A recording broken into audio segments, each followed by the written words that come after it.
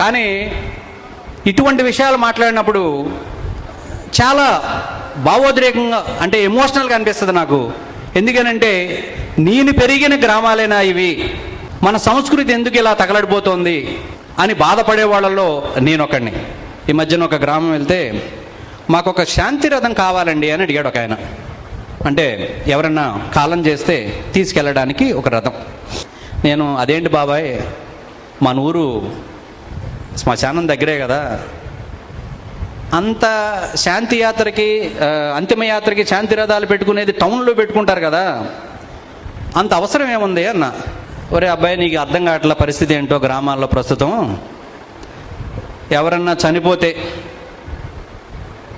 నలుగురు రావట్లేదురా బాబు, ఇద్దరు ముగ్గురు వస్తే నాలుగో వాడిని మేమే బతిమాలు తీసుకురావాల్సి వస్తుంది.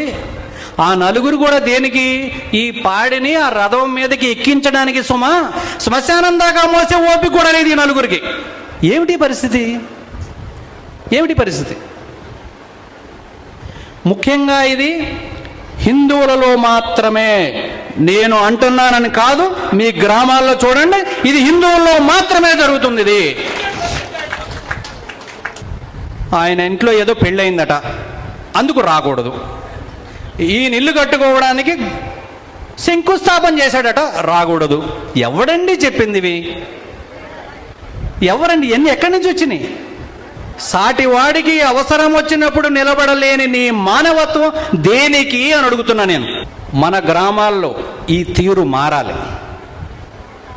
ఎలాగూ మనకున్నదాన్ని పిల్లల్ని ఆస్తులు అమ్మి ఒకడిని అమెరికా, ఒకడిని ఆస్ట్రేలియా, ఎక్కడికో చోట పంపించి వాళ్ళ గురించి మనం చెప్పుకుంటూ, వాళ్ళ ఫోటోలు స్నేహితులు చూపించుకుంటూ కాలం గడిపేస్తున్నాం మనం. కనీసం మనమన్నా మన సాటివాడికి అవసరం వచ్చినప్పుడు ఒక అరగంట సమయం కేటాయించండి. మీరు శంకుస్థాపన చేసినా పర్వాలా, ఇంట్లో పెళ్లి చేసినా పర్వాలా, భగవంతుడు మిమ్మల్ని దీవిస్తాడు కానీ శపించడు ఇటువంటి కార్యక్రమాల్లో మనం పాల్గొంటే. పక్కని వాడికి సహాయం చేయటం, కాస్త మన అనే భావనతో ఉండటం, కష్టం వస్తే నిలబడటం, ఇవన్నీ కూడా స్టేజ్ ఎక్కించి నాకు దండేసి నా ఫోటో పేపర్లో వేస్తేనే ఒక 5,000 10,000 దానం చేస్తాను కానీ నా పక్కింటి వాడికి ఫీజు కట్టలేక ఇబ్బంది పడుతున్న వాడికి ఒక 5,000